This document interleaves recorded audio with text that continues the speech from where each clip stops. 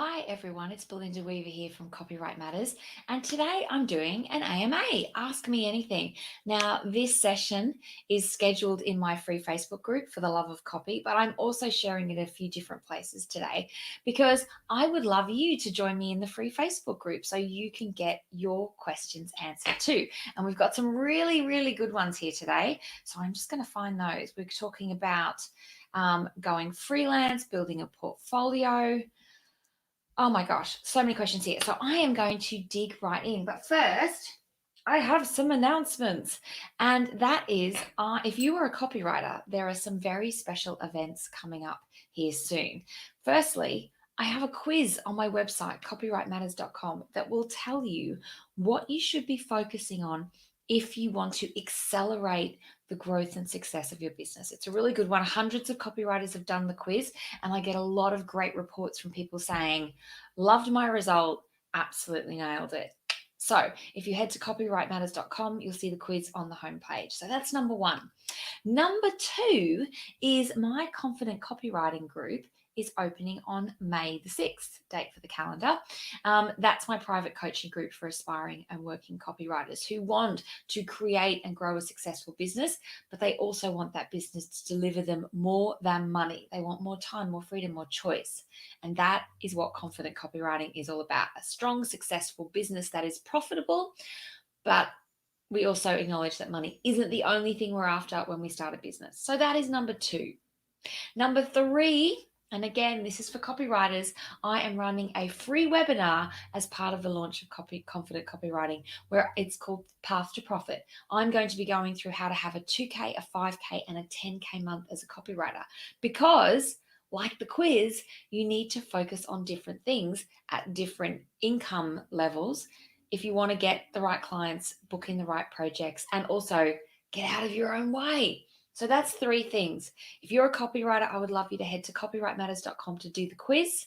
I will drop the links to the Path to Profit webinar. And I also want you to keep in mind that Confident Copywriting is opening on May the 6th. Now, with all that out of the way, let's dig into some questions. So if you are watching this live, say hello so that I know you are there, so that I can see your name as well. You'll have to give StreamYard permission if you're watching this live. If you're watching a replay, drop me a hashtag replay in the comments. And I will keep an eye on things because I've got questions that people in my Facebook group have asked. But if you have questions, post them in the comments so that I can answer them live on the call. So the first question I have is from Marcella, and she asks, what framework do you use for a services page and an about me page? So firstly, there's this idea of copywriting frameworks. Copywriting frameworks are things like AIDA, attention, interest, desire, action. Always forgot there. Pass, pain, agitate, solve, or problem, agitate, solution. I like to add an outcome in there. And basically, every other copywriting formula or framework is kind of based on those two ideas. You want to get someone's attention in some way. You want to connect with them. You want to present a solution and increase their desire for that solution. And then you want to present an action. So that's what I'm talking about with a framework. When it comes to a services page, my go-to is the pain, agitate, solve formula, PAS. And if you Google that, there's lots of great resources, including on my website. So the reason I like this pain, agitate, solution formula or framework is that, just move that over, is that when you identify with someone's problems, their challenges, their frustrations, that it is a fantastic way to fast cut the getting to know you, trust, do you even know what I'm talking about kind of thing that goes on with readers when we hop onto a website. And so I like to have that to build that connection really quickly. I also like to put them in their future. That's called future pacing. So I do pain, agitate, future pacing, or outcome, because when someone has imagined their life with this problem solved, they are much more likely to take action, and then I present the solution. So that's a services page. That's my favorite for the services page. For an about page, I tend to use, a very different formula. I like to introduce myself. I like to remind people why they might be here. And that might be talking about a challenge. It might be talking about a promise. It might be talking about what they look for. So just that kind of connection of, if this is what you're looking for, you are in the right place. Then I like to lay out my credentials and my experience to position myself as an authority. And then I like to share some information about me personally as a human being.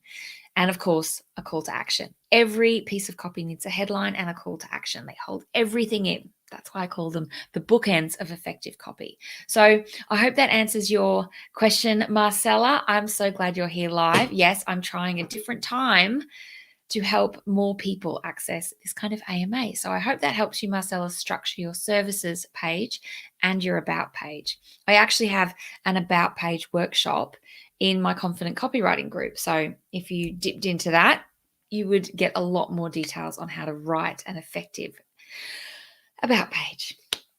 All right, so Lily Carenza asks, how do you take holidays when you have a retainer agreement? I feel like saying I'll be unavailable for 2 weeks means they might want 50% of the amount back. This is a really, really great question. So one of the things, whenever you're taking a break from your business, it's important to let everyone know and set the right expectations. But what we're talking about here is a retainer. So if you have agreed to do a certain number of hours in a month, or meet specific deliverables like doing the blogs every month or doing the newsletter, if you want to take a break, you have the choice of doing the work within, say, the first 2 weeks of the month or around the rest of the hours. If it's a short break, you just get the work done in the rest of the month.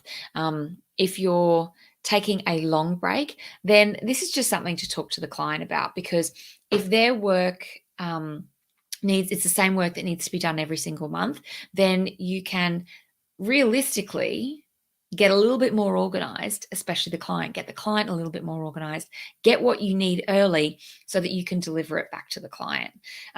Will a client expect 50% of the month back? I shouldn't expect so unless you're only doing 50% of the work. So I would be looking at what you can get done in the rest of the month so that it's just a business as usual month for your client. I hope that helps, Lily. All right, I'm just checking in with the posts that we have here. Remember, you can ask questions anytime as they come up. All right, let's go. Gosh, it's going to get my brain going a bit early when I have these in the morning. Okay, so Mia Ray asks, I've been made redundant from my in-house copywriting job, so I'm going freelance. Yay! That's exciting and terrifying, but mostly exciting. How do I find clients? What's the best way to go about it? I honestly have no idea. Okay, so this is a big question. And if you search for hot copy getting clients, I'm going to drop the link into the chat if it'll come up so we can do this.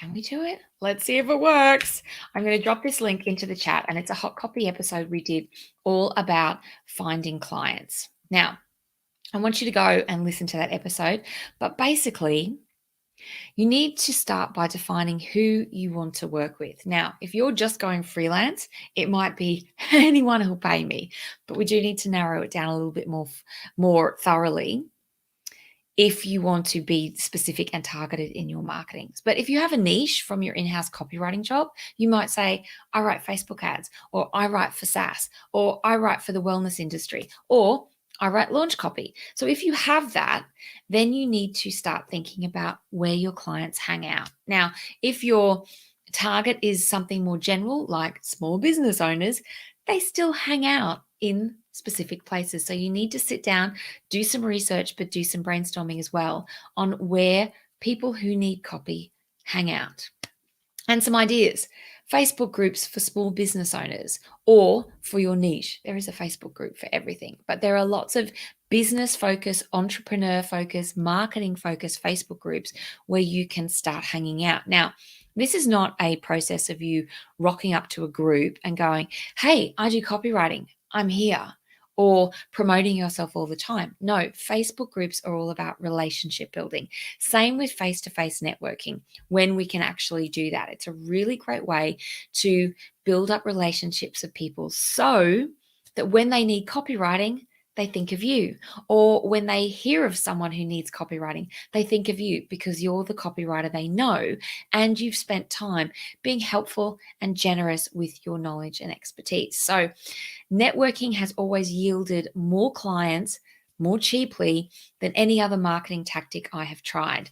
But what I would also suggest you do is start creating a digital footprint. That means having a website, having a social media presence, and just hanging out online, not in a way that is not productive, but basically when someone Googles you, there needs to be enough online stuff that you're found, starting with your website. If you do nothing else, look at a website that you can at least direct people to when you get to chatting to them. And it can just be a page. It doesn't need to be a 10-page website extravaganza. You don't need to be pumping out content on all social media channels.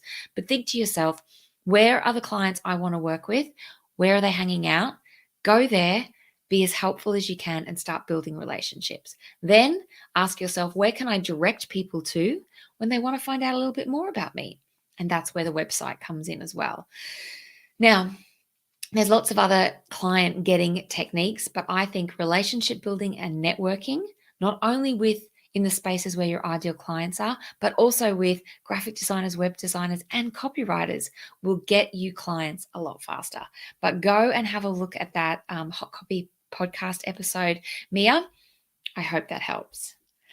All right, Marcella, I've got another question for you. I love your questions. Could you explain the difference between a review and a testimonial? I got the difference between testimonials and case studies, thanks to Amanda Paris, case study queen. Okay, so this is really two sides of the same coin. So a review is often more detailed feedback on the experience as a whole. A testimonial is often a quote of someone who's had a great experience, right? Two sides of the same coin. A review is basically how someone felt about working with you. What was their experience like? A testimonial is that too, but a quote. Now, one of the reasons I change my language around reviews and testimonials is when I ask people to write a testimonial for me, they often get a bit stuck. And so they open up a document or they open up Facebook reviews or wherever else you're asking them to leave a review, and they think, testimonial. All right, what do I say? Belinda was very helpful and made the whole experience very easy. That's great, but it's nice to have a bit more detail. More detailed testimonials, reviews, case studies are more credible and more believable. So what I tend to do is I say, can I please get a couple of sentences summarizing your experience? Can I please get a review of your experience? Now, I actually go the step further, and this is what I give a template I give to all the copywriters in my Confident Copywriting group. I actually say, can I ask you for a review of your experience? Which makes it feel a bit less intimidating. Here are some questions I would love to get your thoughts on. Right? Because then I piece together the answers to the question and I say, I've pieced these together in a testimonial. Can I publish this with your permission, of course? So the too long didn't read is review, testimonial, two sides of the same coin. It's just a different way of asking for their experience of working with you. Marcella, you had another one? Yes, you can. You said, can I ask another question? Of course you can. That is why we're having these AMAs. Ask me anything. Must I have the same hero statement on the homepage? We might have answered this in another AMA, but I'm going to answer it again because it's a good question. Must I have the same hero statement in the homepage and in the services page, or must I have different ones?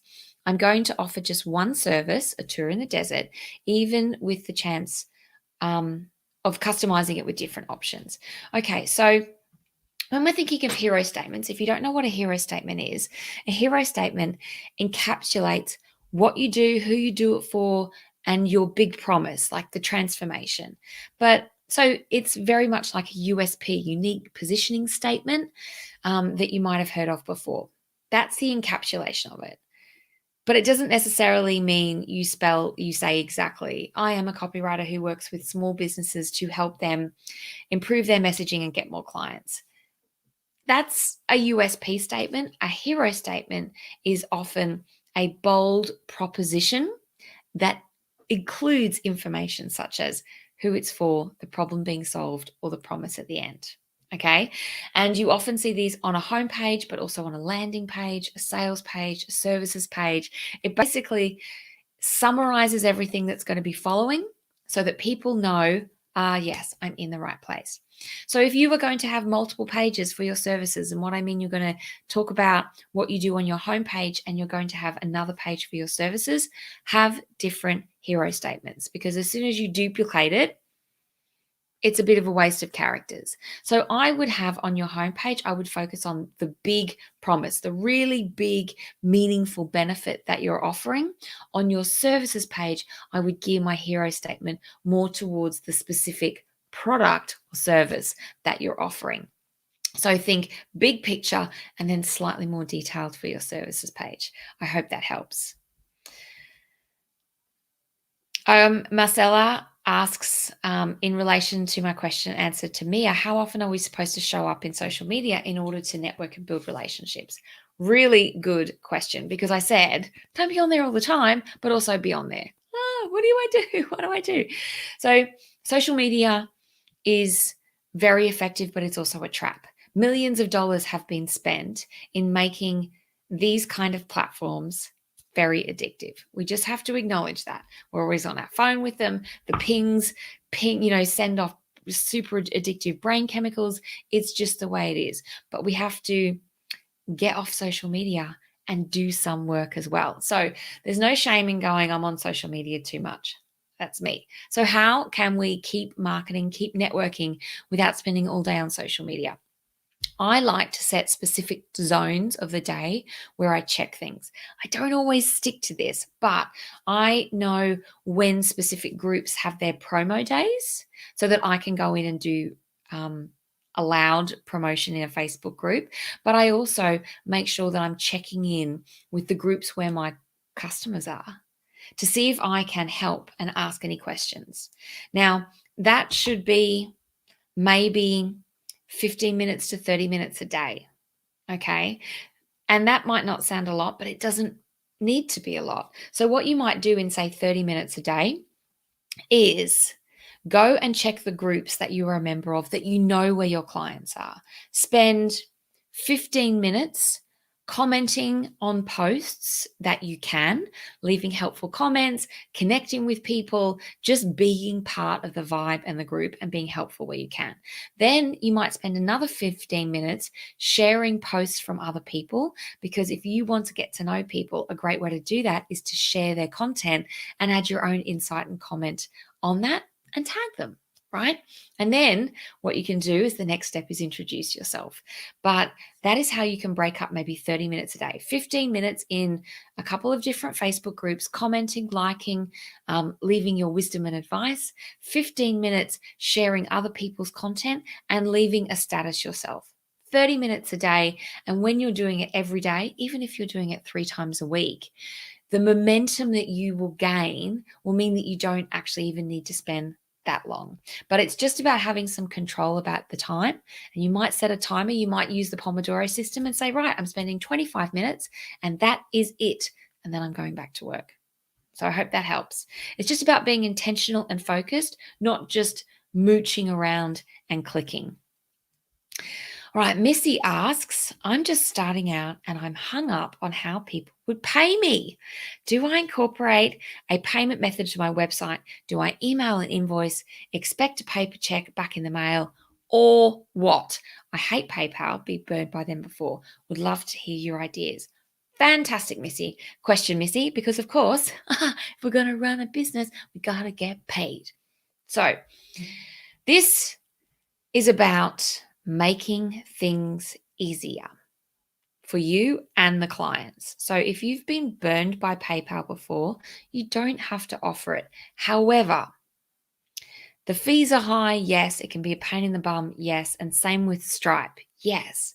But I would rather get paid immediately by someone who has a credit card and pay a fee on that than not get paid quickly, have it to end up chasing that, and then maybe having even more fees taken out with, say, international direct debits. So I used to only accept direct debits and transfers when I was in Australia.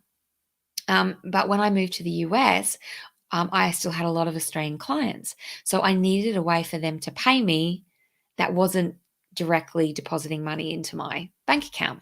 So that's when I really leaned into PayPal. Then I added Stripe because PayPal was still making it a little bit hard for people to pay, especially if they didn't have an account. So I added Stripe so that people could easily pay by credit card. So yes, I do pay a lot of fees, but I get paid much, much faster. So that's something I want you to think about, Missy. How can I make it easier for people to give me money? I would say never accept checks, because what has to happen with a check is someone has to write it out, someone has to pop it in an envelope, someone has to pop it in the post, then it takes a couple of days to arrive, then you get it. And whether you can take a photo of it and deposit it by your phone, or you actually have to go to a bank and put it in, that is, all things working out really well, a week. I want people to pay me straight away, or at least within my 14-day payment period. And checks just take too freaking long. And if you put it in your bank account and it bounces, what do you do then? More time trying to get that money back. So I would skip checks. So I would offer direct deposit for people in your country. I would offer PayPal, at least PayPal or Stripe, as a way for people to pay you by other means. And when it comes to the actual mechanism, what I used to do when I did one-on-one clients is issue people an invoice, and I use Xero. So there was a pay button embedded within the invoice. So when you have bundles and packages where you want people to pay up front, you might have a buy now and have some kind of e-commerce mechanism on your website. So they just pay and process it on your website. But you don't need to do that. The other side is that they say, yes, this is what I want. And that might be from approving the proposal or just in an email exchange. You send them an invoice with information on how to pay you, and that's it. So the questions I want you to ask, Missy, are how can I make it easy for myself? But also, how can I make it easier and timely to get paid? And that makes it easier for the client. But don't feel like you need whizzy, expensive payment gateways. It can be as simple as sending them an invoice with details on how to pay you. All right, I hope that helps.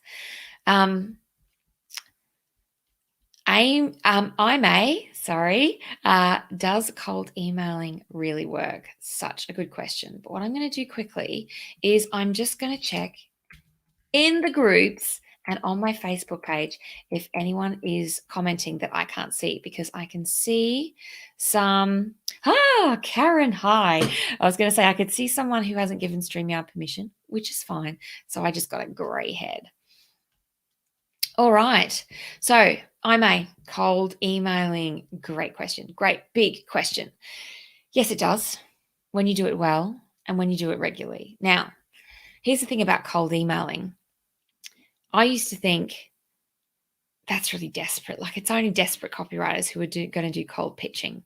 I am going to create and share content all the time, and I'm going to pull people to me. So I never have to stoop to kind of pitching myself to people who don't know me.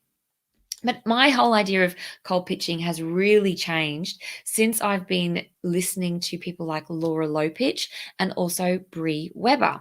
Now, Bree Weber was a Confident Copywriting member, and she is also the cold pitch catalyst, and she teaches people how to cold pitch ethically. But for both of these cold pitching experts, the theory is that firstly, you get to know people before you send them a pitch, so it's not really cold. And that when you send them a pitch, it's actually really, really customized and focused on how you have a solution that will help them. You're not pitching yourself, you're pitching an idea that will solve a problem of theirs. And when you do your research and when you do your relationship building, it's not a sleazy, skeezy idea. And here's the thing that changed my opinion between like, oh my God, you have to be desperate to cold pitch to if I had my time again, I would definitely be doing this. When you get proactive about your marketing and you actually put yourself in front of people really proactively, you can then fill your books with your ideal clients, with your wish list clients, not just anyone who happens to ask you about copywriting. So that's a shift that I want you to think about. This is not cold pitching out of desperation. This is proactive marketing to people I would love, love, love to work with. And I've worked with a few copywriters simply because they pitched me. You see, I was so busy, but it never really occurred to me to outsource the work until I had someone land in my inbox who I knew, even if it was just a little bit, say, I can see that you're really busy and you've got a launch coming out. Here's an idea on a way that I can alleviate some of that pressure. And I was like, shut up and take my money, right? So that's the power of a really good cold pitch, cold email. But remember, you're not pitching yourself, you're pitching an idea or a solution that you can implement for them. So I would Google Laura Lopitch, which is Lopuch, Laura Lopitch, or and Bree Weber as people who share a lot of great advice on how to actually pitch your wish list clients and get a yes. But yes, it does work if you do it well. If you're going to send those kind of spammy generic notes that I get all the time, no, it's not going to work very well at all. All right. I'm going to close that Hot Copy podcast episode down. Excellent, excellent, excellent. Right. So, do you have questions? Do you have questions for me right now? Pop them in the comments. They should show up here. I am here to help you.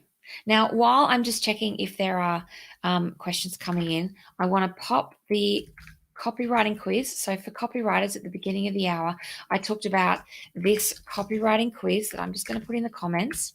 And this will tell you what you need to focus on to accelerate the growth of your business. And there are different things.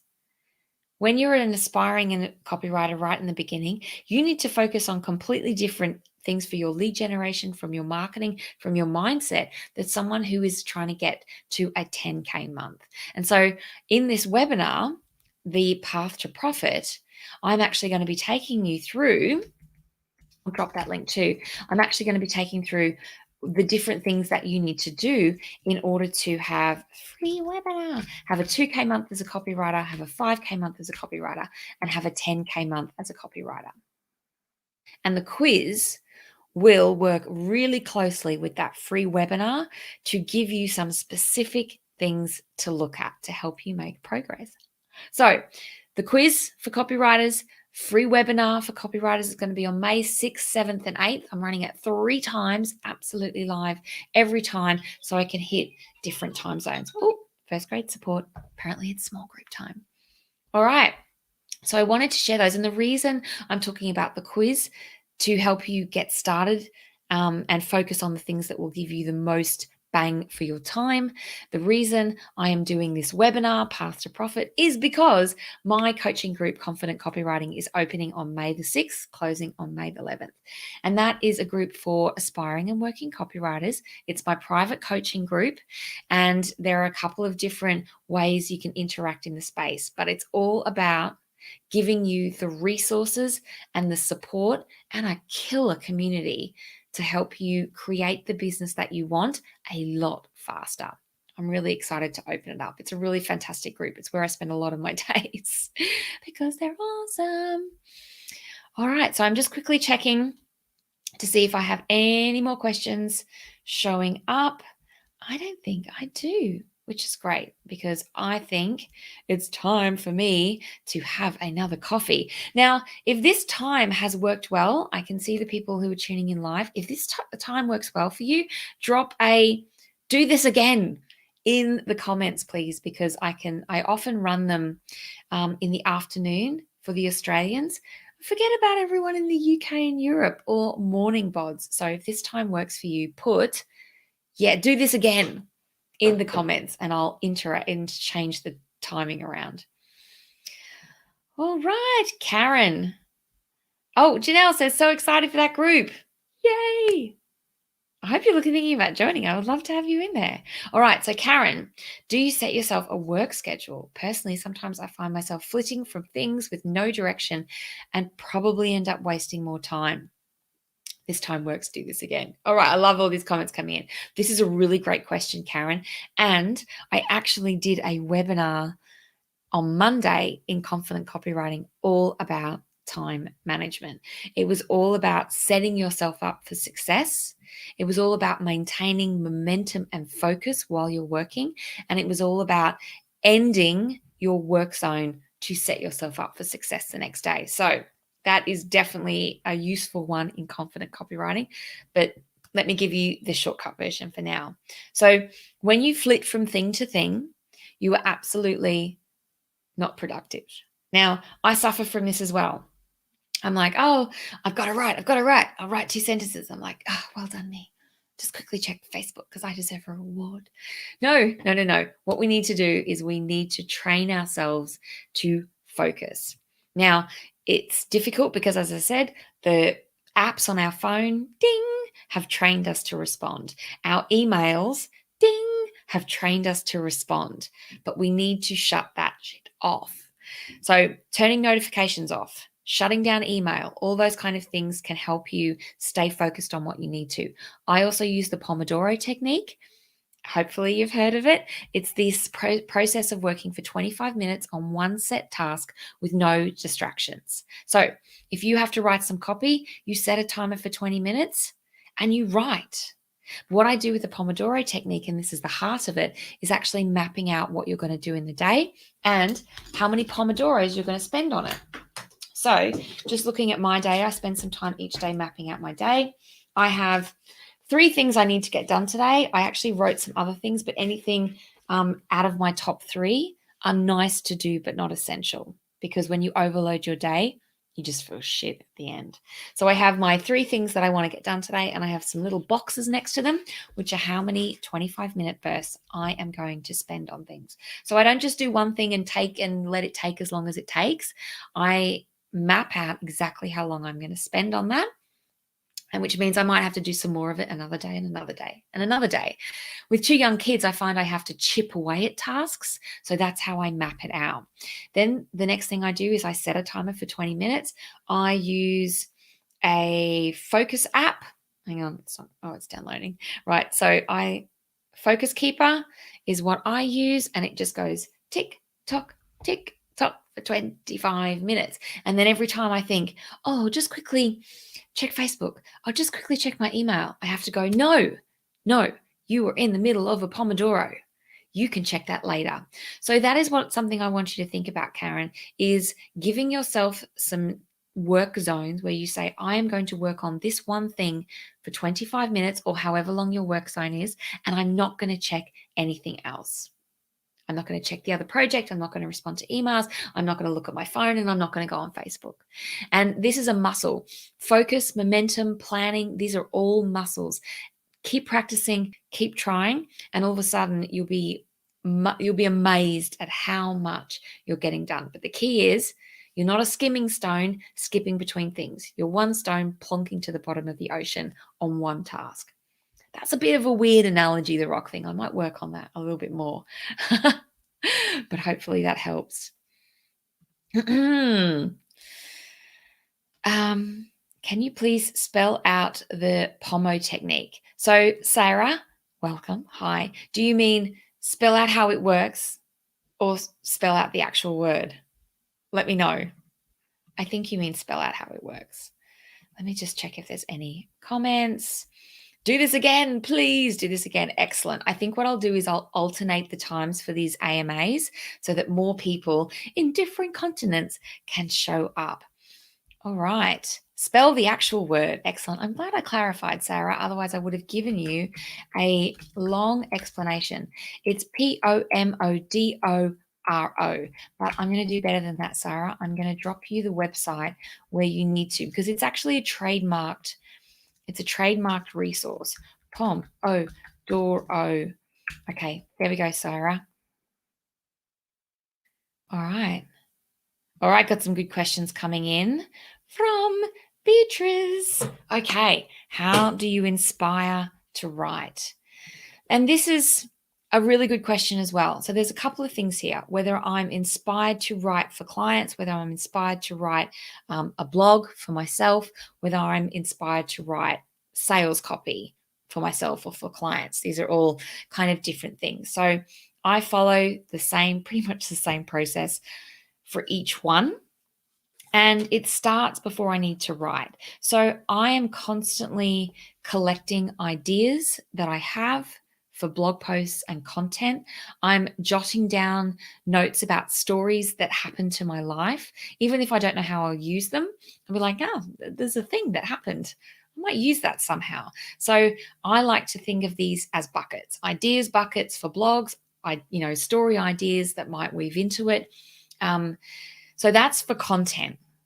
I have to be recording these kind of things all the time because when I need them, I can't remember. I'm also a mum to two young kids. I can't remember anything from day to day.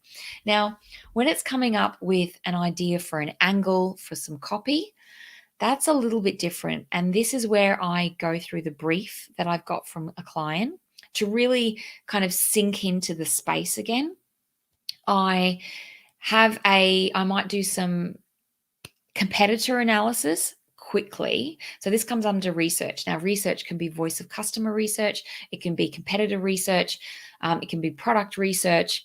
I try not to over research unless it's voice of customer research before I get writing, because research can be a bit of a trap and it tends to pull me further away from angles and ideas that I have. But when I'm getting inspired, I like to look around at my life. I like to think about the customer and what they're struggling with. I might do a little bit of research, but I also think about the problems being solved and the transformation.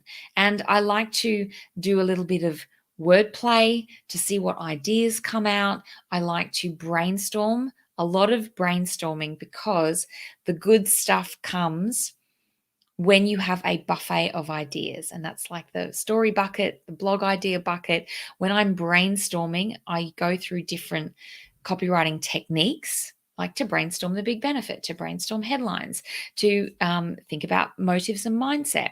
And it's often through this kind of preparation work that my brain starts to kind of put things together, right? And that is how I might come up with a hook or an angle or a concept for the copy. Now, how do I actually feel inspired to write? There are some days where I don't, but what I don't do is I don't wait for inspiration to hit me. I put my bum in the chair and I start, because sometimes 5 minutes into this process of brainstorming and reading the brief and just typing, I start to get my momentum. So I never wait for a muse. I don't wait till I have a good idea, and I don't wait until I feel like it. That's why I have systems and processes and techniques to pull me through, "Oh, I've got nothing to say," to actually, this is a really great idea, and now I've got a structure on the page. And that's something I teach in my copywriting masterclass, as well as in my confident copywriting group, because you cannot wait to feel like it to write great copy if you want to be a profitable copywriter. Marcella asked, why is it called Pomodoro? Because Pomodoro is the Italian word for tomato, and the idea is based on those tomato timers. So time, timer, tomato timer, Pomodoro. It's cool, huh? Sarah asked, what if the client does not have a VOC, voice of customer structure? How can we step in and support such clients? Well, a lot of clients don't. For all the years I was a copywriter, I never did voice of customer research. It just really wasn't a thing for everyday copywriters to get involved in. I did other types of research. I did review mining. I read a lot about, I tried to hang out where their customers were. So I did a lot of research into customers, but I didn't do voice of customer interviews or anything like that. I just used what they had: testimonials, comments, social media interaction. Now, what is really, really, really useful is doing these voice of customer interviews, where you interview some of the customers, you ask them a series of questions, and you get their language as well as their problems, pains, frustrations, and the transformation that they want and the experience they had with this customer, with this company. It's a gold mine, but not all customers will want to pay for your time in that way. Not all customers will feel comfortable with it. And so you've got to figure out other ways to learn the language of your clients' customers. And as I've mentioned, a few of those: review mining, social media, testimonials, and reviews they already have. But also, when we're doing review mining, we're looking at products that solve the same problem. Whether it's like a book that solves the same problem as this coaching service, dig into the comments and reviews, because that is where people leave what was amazing and what completely sucked, right? So that's a great place to do that. Oh, look, they're all coming in now. Excellent. I'm A. Do you feel it's appropriate for a copywriter to tell a client that a short writing assignment is not an effective use of time and money? Yes. Yes, because here's the thing. When someone is asking you to be the copywriter for them, they are asking you to be the expert copywriter, to be the project lead. And so this is for all copywriters. You need to confidently lead your client through your process so that they don't have to worry about a thing. And in some cases, they might say, "This is what I want." And you say, "That's a terrible idea," in a nice way. They might still book you. They might go and book someone else. But I think it's a really good opportunity to sell yourself as more than someone who types words out, someone who is valuable, smart, and knowledgeable and can give them strategic advice. Now, rather than just blurting out, "That's a terrible idea," you might want to think about what they could do instead. And say, in my experience, this kind of very short piece, just done on its own, won't be as effective as a more comprehensive strategy, such as a slightly longer piece more regularly or regular blogs. But think about what it is you would suggest to them instead and position yourself as the person who can deliver that. Now, if they're asking for a short piece, it might be because of budget, it might be because of other reasons. So this is exactly the kind of scenario where you want to ask them questions. Why is it that you wanted to do it that way? What else have you been doing? What else have you tried? Find out why they're making this particular suggestion, but also have an idea of what they can do instead that will bring them more bang for their buck. More bang for their buck. I hope that helps. But whenever you have a client asking you to do something and you have some strategic input that will help them, give it to them. And it's the same with copywriting revisions. When you get a client who's changing your words, you're allowed to say, "I wrote this intentionally this way because of these reasons." And more often than not, clients will go, "Oh, okay, well, that makes sense. I didn't know." Of course I didn't know. They're a copywriter. It's your job. So these are great ways for you to position yourself as someone with strategic value to their business. They might say no. They might say yes. Oh, end of recess. Alrighty, so I'm just going to double check some questions. We've got a few minutes left. Laird says, "Sorry, I really suck at Facebook. Where are the links?" You don't suck, Laird. StreamYard doesn't always put them down. So I'm going to, there is the Pomodoro technique. Here is one. Okay, so if you just Google Pomodoro technique, look for this Francis Cirillo pages, because that is the legit trademarked one. All right, what are the other links that I joined? I'll actually put them in the group after I finished so you can get them. This is the free webinar. If you go to copywritematters.com and you go to learn for copywriters, you'll see it there. But again, I'll post the link in the Facebook group. And then we have the copywriting quiz. I'll do it here so we keep all the logos the same. I dropped a lot of links today, and this is the Copy Biz Shortcut Quiz. And if you go to copywritematters.com, you'll see it on the homepage, and that will tell you how to accelerate your copywriting journey, what to specifically focus on. Oh, my throat, my voice. I'm not used to talking so much this time of the day. Oh, Beatrice, you are so welcome. All right. Well, what I'm going to do is I'm going to wrap it up here. I will definitely run another AMA at this time of the morning. I will stagger the timings so everyone can join in. And I would love you to go through the comments, find those links, and find the valuable resource that will help you for where you are. And of course, this is the kind of AMA session that I run in my free Facebook group for the love of copywriting every single month. I'm all about helping everyone. And I also do these kind of chats in Clubhouse, actually. So if you're on Clubhouse, look for me at Belinda Weaver. Now, I've broken the rule. I've given you tons of calls to action, but I've also given you a lot of great information, I hope. So I want to thank you for your questions today. I want to thank you for sharing this time with me today. And I can't wait to see you here again. Have a good day, everyone.